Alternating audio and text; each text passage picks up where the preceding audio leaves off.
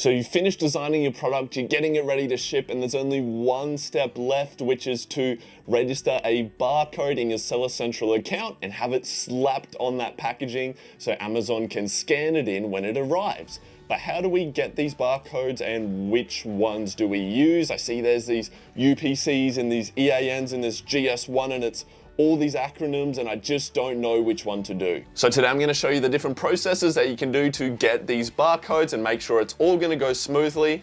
And to do it, there's two different methods that we can acquire these barcodes. Now, the first way is how Amazon wants you to do it, and that is going through the GS1 website, which is the official barcode sale website, and getting one through there. So in order to get there, all you have to do is, you can see here, I've just searched GS1 on Google, and then I've come down, and the one we want to look for is this one here, which is www.gs1us.org. Okay, so we click on that and we open it up, and it's gonna bring it through to their website.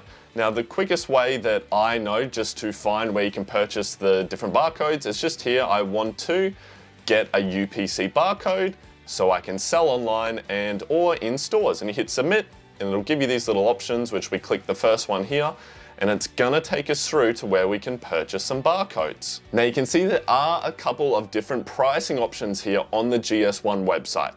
Depending on what you need it for, they're gonna come in at different prices, and some of their barcodes actually have a fee that you have to pay each year in order to keep using the barcode. Otherwise it becomes redundant and it will no longer work. So you can see here, you can select a couple of different types, and it's also important to note that this is only for the UPC option, okay? So it's only gonna give you the UPC barcode for these prices and not the EAN version, which you can still use in America, but that's mainly for, I believe, the European countries, as they don't take the UPC. Now, I personally like to have both options when selling on Amazon, because sometimes, for whatever reason, Seller Central will not accept the UPC barcode or say there's something wrong with it and you have to contact seller support, and it takes this whole thing. Whereas if I have the EAN version, the UPC doesn't work, I can then just try the EAN for that product, and a lot of the time it'll just work. I can progress forward and I'm not gonna waste a heap of my time. So for an example, if we wanted to buy one of these here, I'm just gonna click the single use one, which is $30.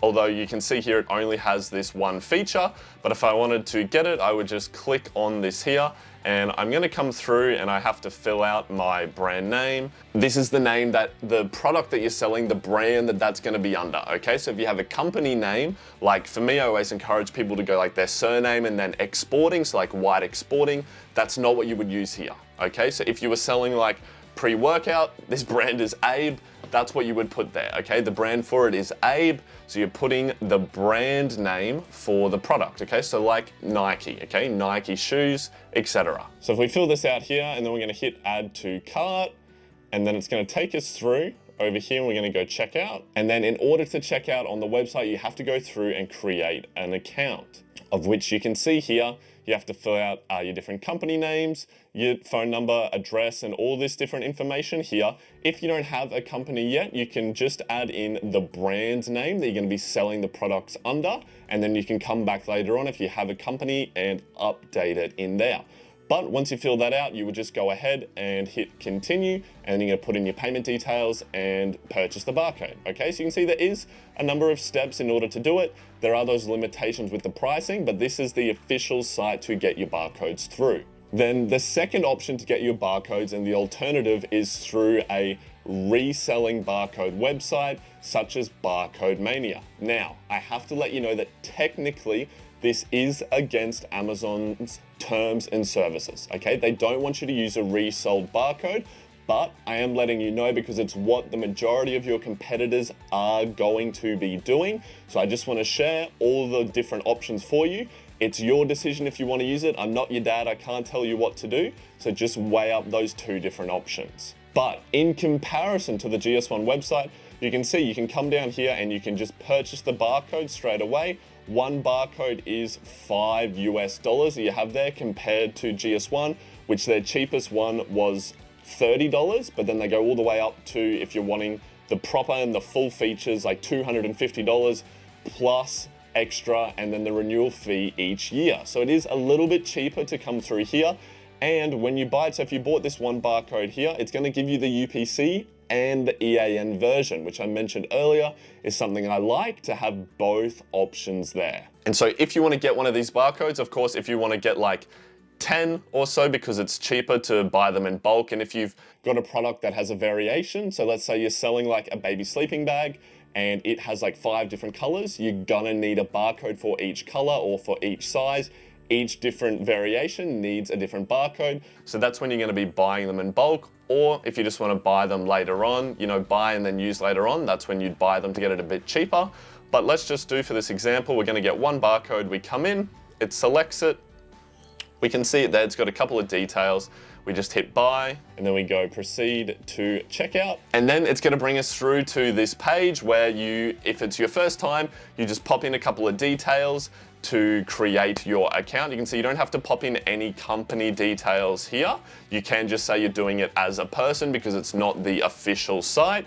You go through, fill that out, and then you'll hit continue, you'll pay for it, and then they'll email you all the files for your barcode. So that includes the image of it, which you're gonna put on the product, and then the numbers itself, which you just can copy and paste straight into Seller Central. So if you guys wanna grab your barcodes, I have links for you just to follow down below, take you through to GS1 and through to Barcode Mania there. It's up to you to decide which way you want to go ahead with it. I personally always use Barcode Mania for all my different products. I've never had an issue with it in the past, and who knows, maybe things will change in the future. But of course, I just want to let you know you can make your own decision with which way you want to go. But I'm super proud of you guys for getting to this step in your Amazon journey and wanting to create something better for yourself. If you need some extra help or you want to know that next step, I have my entirely free course down in the description that gives you every single step to go from 0 to launch and scaling onwards. But thank you guys so much for watching, and remember, you're only one product away from living the life of your dreams. Thanks, legends. I'll see you in the next video. Peace.